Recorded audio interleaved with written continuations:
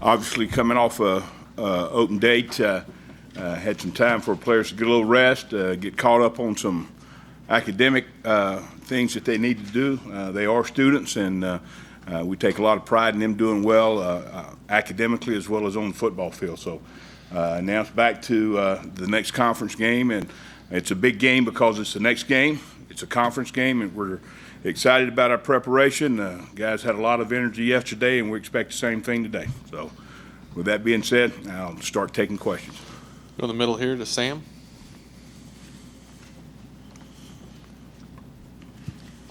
John, you have a lot of experience against Alabama. They seem to be somewhat similar from year to year. What, in your experience, are the biggest challenges against a team of this nature?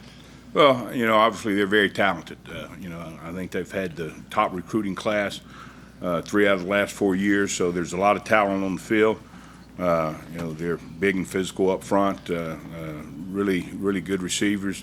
You thought after they lost a couple good ones last year, but they've just reloaded, and then they do a good job with their offense. It's an offense that has a lot of moving parts. Big screen team. They're going to try to keep you from pressuring the quarterback by throwing screens. When it gets to be one of their top concepts is their screen game, then obviously that's something that you take notice of. And the screen game can go big or it can go for zero. So they do an impressive job of running the screen game, and it's all over the field. It's all over the field. So that's the most impressive thing you see when you look at them. Here in front, Gabe. Take us through their run game and the challenge that Henry and Drake present. Well, they're really two different backs. Henry's a big, strong back, and the backs make them make the run game go, but it's along with the offensive line. If you don't block anybody, it doesn't matter how big and strong or how fast your backs are. They do a great job of blocking, and that's they're a little bit more spread now than they have been, say, 2-3 years ago. So they're running the ball from a lot of different formations. They run a lot of jet sweeps too. They get number 3 the ball. They'll move a back outside. So they force you to play the entire field, and you can't make mistakes. You got to be able to tackle in space, and you got to be able to tackle good backs in space. Go to Sam here on the right side. From what you've seen on video of Jake Coker, what kind of player do you feel he is, their quarterback? He's a starting quarterback in the SEC and for a really good football team. And I think he's gotten better and better. He throws the ball extremely well. He's not going to be as mobile, even though he can run, and he's made first downs with his feet. You're always concerned about that.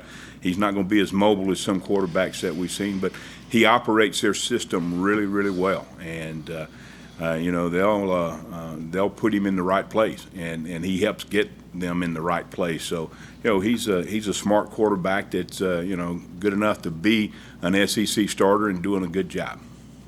Staying in the back, Colin. Coach, I think Arkansas held Derrick Henry to 95 yards rushing. What do you take from that, and how can you use that, I guess, maybe to your advantage in terms of what you guys are going to do in defending him Saturday? Well, we're going to play our defense. We're a little bit different than Arkansas. We're going to play our defense. We're not going to change our scheme. I think the scheme's been tested. We need to play it better at times. I need to help our players more at times with calls, but we're going to do what we do. We're not going to get real excited about what an offense has done or what somebody else did. We're not big copycats. You can look at our film and see what we do, and I'm certain they'll know what we're going to do too, because we're not going to change. Staying in the back with Daryl. Coach, Kyle Field kind of got revved up a little bit with Mississippi State, but with Alabama coming in here, they will get pretty jacked up. What kind of an influence or what kind of a difference can they make when Alabama has the ball and you guys are on defense to maybe disrupt them or help you out?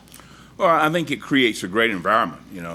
Our team, our football team, will feed off our fans, and certainly we got to give the fans something to cheer about and make noise about. So we need to be able to play well. But there's always a big advantage when you got a home environment, and certainly here at Cal Field. And our fans are special. You know, it's you know that better than I do.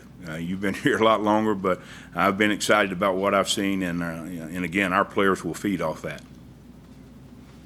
Go to Sam here on the right side. 5 games in, what has Brandon Williams shown you in his adaptation to the cornerback position? Improvement. You know, on technique, fundamentals. Obviously, he's got a great skill set. You know, he's got great hips. He can run. But the more reps he gets, you're seeing improvement. And that's what we're looking for. And you know, he's going to continue to get better because it's important to him. Right here up front. Gabe. Yeah, John, if you could speak to the critical matchup of Robinson versus Garrett, most likely, and how much one-on-one do you expect to see on Saturday? Well, you know, hopefully, you know, with our scheme, we're going to create some one-on-one situations.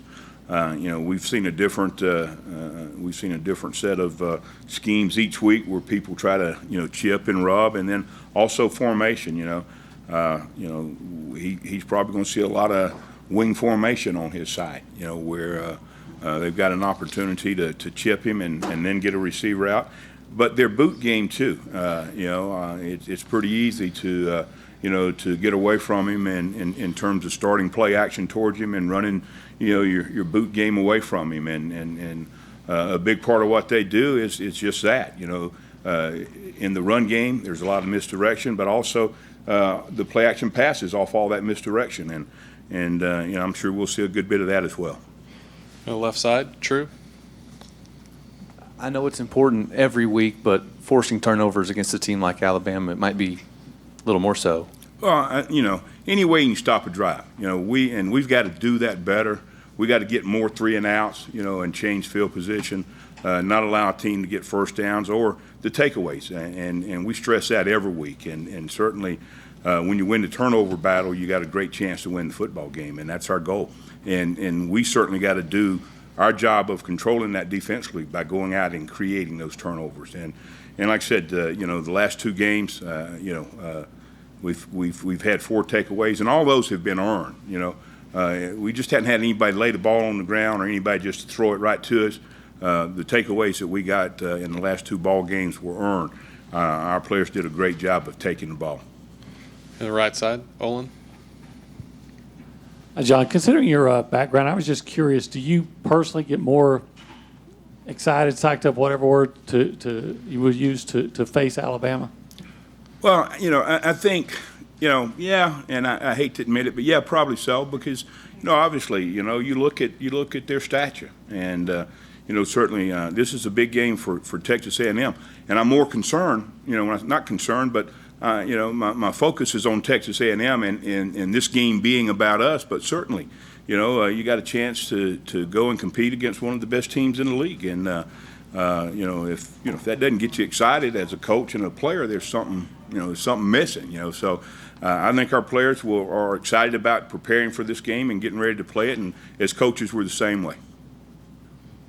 Is there ever any added dimension about considering who the offensive coordinator is on the other side that you're going against, and does facing Lane Kiffin mean anything extra to you? No, not at all. We go here in front. Brent. Along those lines, does it make it also special because of your relationship with Coach Battle with playing Alabama? You know, I've got a great relationship with Coach Battle, and you know, as a former player under him, and we've stayed in contact. And you know, it's about the ball game, and you know, those relationships will be maintained regardless. But it's about the ball game, the focus on Texas A&M and Alabama, and relationships beyond that really doesn't mean a whole lot to me. I mean, obviously the relationship does, but not in this ball game. Back row. KO. Coach, we've now heard all the coaches in some form or fashion say it's all about the ball game. What are the players looking at this with such a giant national stage? How do you keep them reined in from looking outside?